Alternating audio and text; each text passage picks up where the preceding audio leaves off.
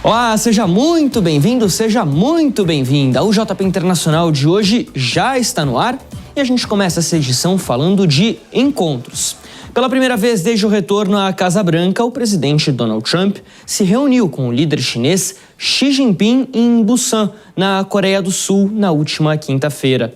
Os chefes de Estado dos dois principais países do mundo tinham muitos assuntos a tratar. E a expectativa, que era que a reunião terminasse sem nenhum grande acordo, acabou se cumprindo.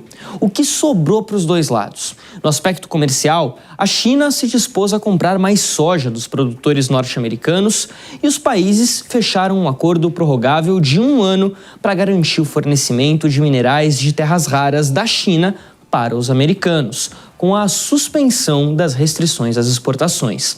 Trump também afirmou que Xi Jinping se comprometeu em frear o fluxo de fentanil nos Estados Unidos. Em troca, as tarifas de 20% que foram impostas a Pequim por conta desse problema devem acabar sendo diminuídas para 10%. Bom, sobre esse assunto, a gente conversa com a professora de Relações Internacionais da SPM, Natália Fingerman. Professora, seja muito bem-vinda ao JP Internacional, você que tem cadeira cativa por aqui. Obrigada, é um prazer estar aqui contigo mais uma vez, Fabrício.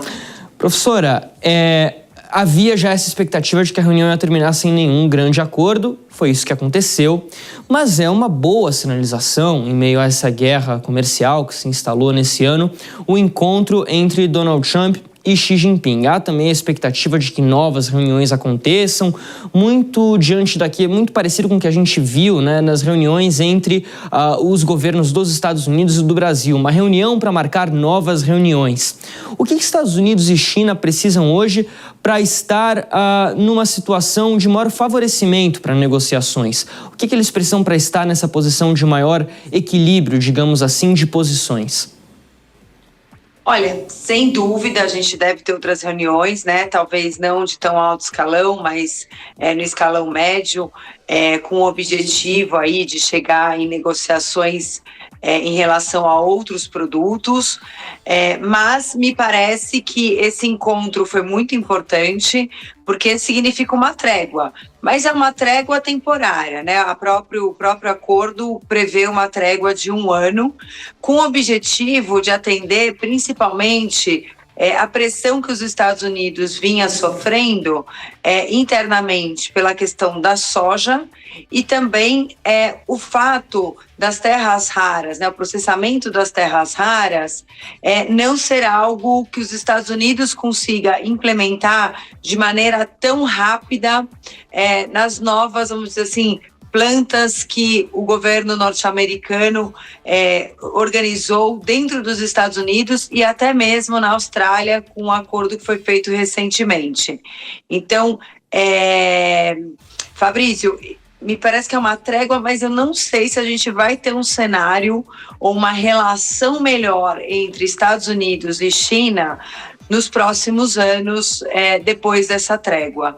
Fico com dúvidas. A gente tem a seguinte situação, professora: dois países com dificuldades muito grandes de conversar, que se aproximam agora, essa redução nas tréguas, essa redução, nas tarifas. Agora, você destaca, e me parece muito claro isso, que não parece ser algo a longo prazo, né? Então ainda tem uma distância grande entre os dois países, mas que teve ali um certo tipo de acordo, né? A gente viu a questão da soja, principalmente. O governo dos Estados Unidos tinha ficado muito magoado, vamos dizer assim, porque a China estava comprando soja da Argentina, país que os Estados Unidos estão agora ajudando financeiramente, né, 40 bilhões de dólares, e o secretário do Tesouro Scott Bessent sai da reunião falando que há um compromisso de que a China vai comprar 12 milhões de toneladas métricas de soja dos norte-americanos. Isso, a princípio, pode indicar, mesmo que uma aproximação ainda leve, um motivo de descontentamento para o agro aqui brasileiro, por exemplo, para o agro argentino, para esses mercados paralelos? Há motivo de preocupação para mercados emergentes agora em relação à China? Olha, eu acho que no caso do Brasil não é motivo de preocupação, né? O Brasil, a China é um grande comprador do Brasil, aumentou as compras depois das tarifas impostas pelos Estados Unidos e durante esse período, vamos dizer, de disputa comercial com os Estados Unidos, e não me parece que a China fez qualquer tipo de declaração que uma coisa nega a outra, vamos dizer, agora vamos passar a comprar dos Estados Unidos em detrimento das compras que realizamos do Brasil ou da Argentina. A gente não viu nenhum comunicado oficial ou nenhuma sinalização da China nesse sentido. E a sinalização que foi dada, né, da quantidade de soja que a China vai comprar foi trazida pelos norte-americanos. O governo chinês ele está muito cauteloso em relação aos anúncios, então, do meu ponto de vista, é importante a gente aguardar para ver como é que isso vai acontecer na prática. A gente sabe que aqui a gente tem duas diplomacias, Fabrício, muito diferente em modos de atuação, né? O governo norte-americano é um que gosta de cantar vitória imediata, de postar tudo logo depois, de fazer anúncios e depois fazer novos anúncios, mudando os anúncios. Os chineses, eles têm, né, uma prática até mesmo cultural, né, de Confúcio, que é uma prática que trabalha muito mais ao longo prazo. Então, eles atuam de uma maneira cautelosa. E ainda mais com Donald Trump, que eles sabem, né, que tem uma política externa muito volátil, me parece que eles estão sendo ainda mais cautelosos do que eles são normalmente.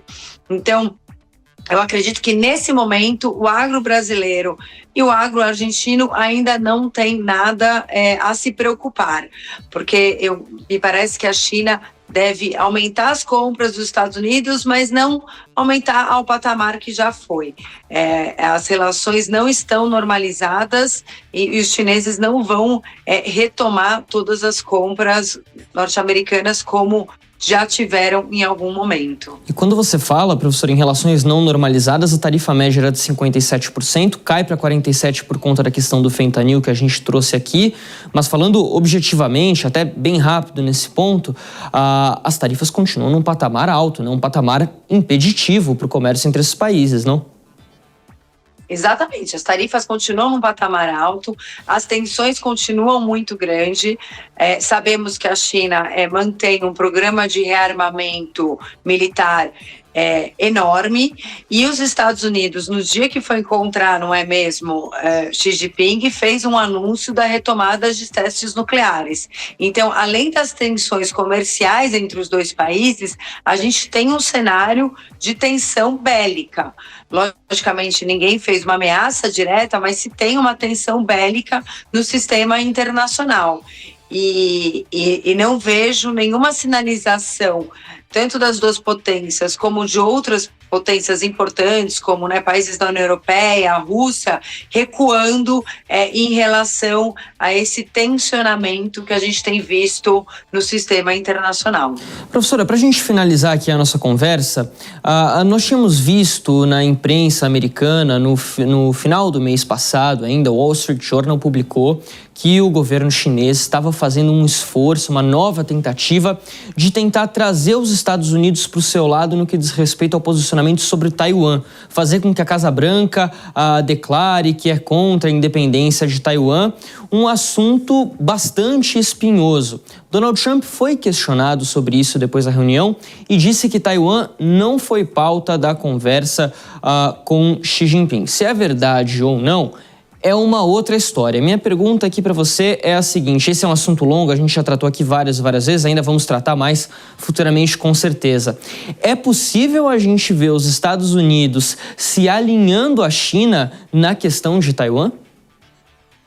Olha, oficialmente, né, os Estados Unidos, eles reconhecem a política da China de uma única nação. Então essa vamos dizer assim, a diretriz oficial do governo norte-americano, mas sabemos muito bem que os Estados Unidos mantêm relações próximas com a ilha, e o principal motivo das relações próximas com a ilha é o fato de Taiwan ter a fábrica, a TSMC, que é a maior produtora de semicondutores e nanosemicondutores do mundo.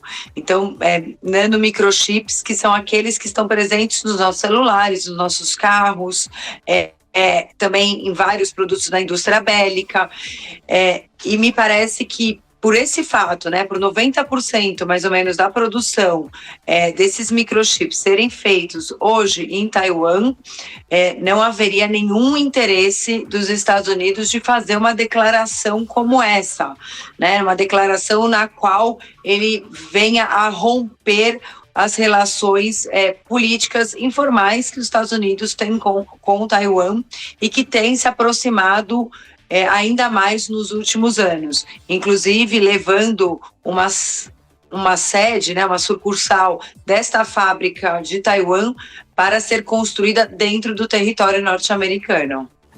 Bom, conversamos com a professora de Relações Internacionais da SPM, Natália Fingermann, sempre muito atenciosa aqui com a gente no JP Internacional. Professora, muito obrigado pela sua participação e até a próxima. Obrigada, até a próxima, Fabrício.